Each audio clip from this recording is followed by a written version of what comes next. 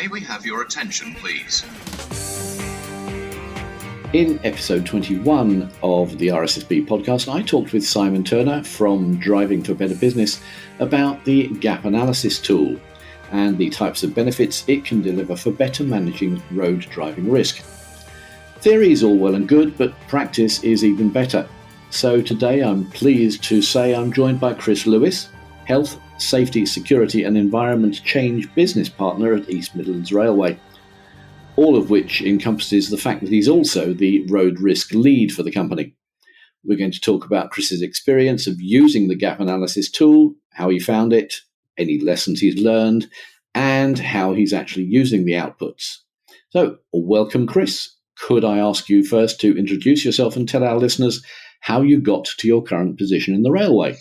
Thanks, Anne. Yeah, no problem. So I've returned to East Midlands Railway after a brief hiatus in light rail as the head of safety for a light rail network. So that actually brought me quite close to the highway, particularly, and the risks involved.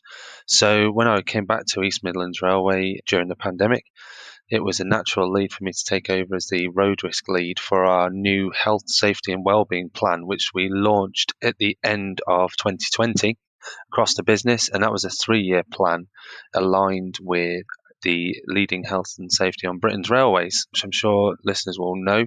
So we've aligned our pillars with that, and road risk is obviously a key risk area. So it's something I've been able to sort of take on alongside the day job. And it's a very interesting area for us as a business and for the wider industry, I'm finding out. Thank you very much, Chris. Could you give us a little bit more detail about your role as the road risk lead? Certainly, yeah. So as I mentioned, we're aligned to LHSBR, the leading health and safety on Britain's railways. We have 3 main objectives that we've looked at in this area. So we're looking at our own vehicle fleet that are hired or owned. Then we're looking at our rail replacement services and our taxi services. Again, we do a huge amount of miles in the railway on the roads, and I think it's actually come as a little bit of a surprise just how many miles we do on a day-to-day basis, moving crew, our own staff and passengers around for planned and unplanned movements. So the scope of this is something that we are excited to sort of get into. I think it's an area that we're a mature safety culture in the railway, particularly, and EMR is no different, and we really focus on our safety critical activities. And this is an area that deserves the same amount of focus, and we want to make sure that it is something that is managed in the same mature way other safety critical activities on the main line.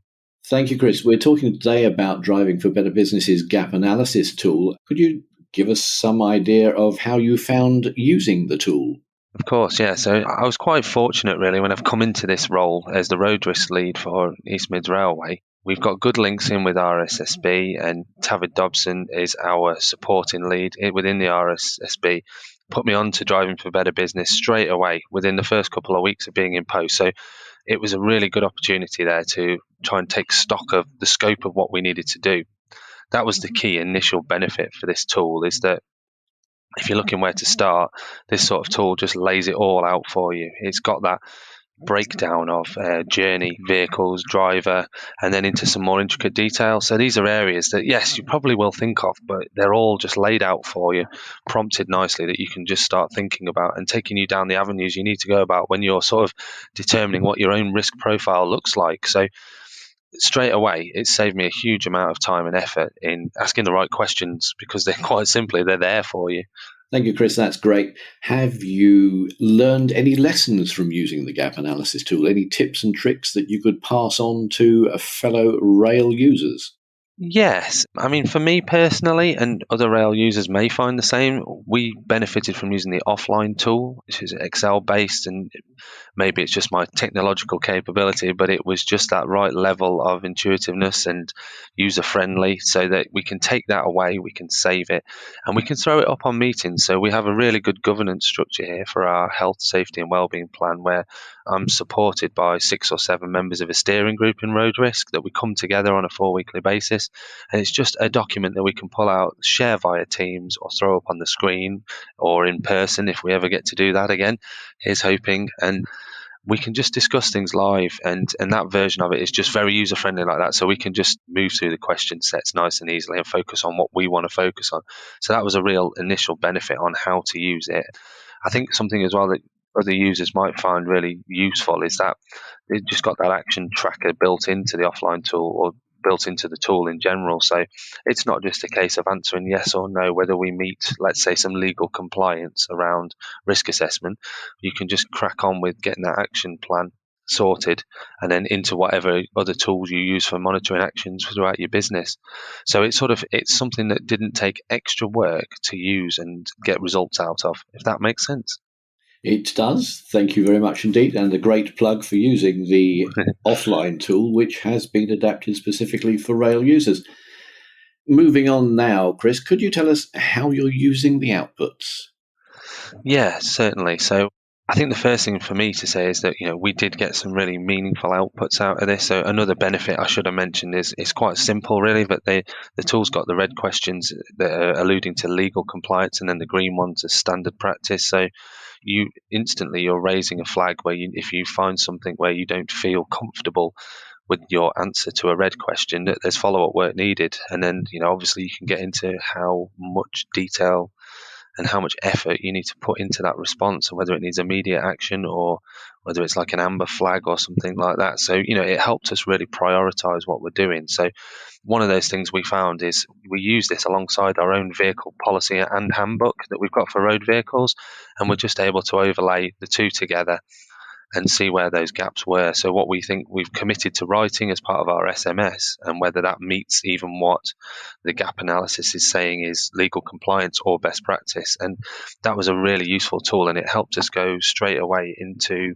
some areas around medicals, license checks, that we could go and do that sort of stress test very quickly. So it is something that we've tweaked, and we're going back out to market to look at some better ways of doing things in that area, on both those areas. And similarly, we are hoping to refresh our vehicle fleet within the cycle of this health, safety and wellbeing plan over the next 2 years.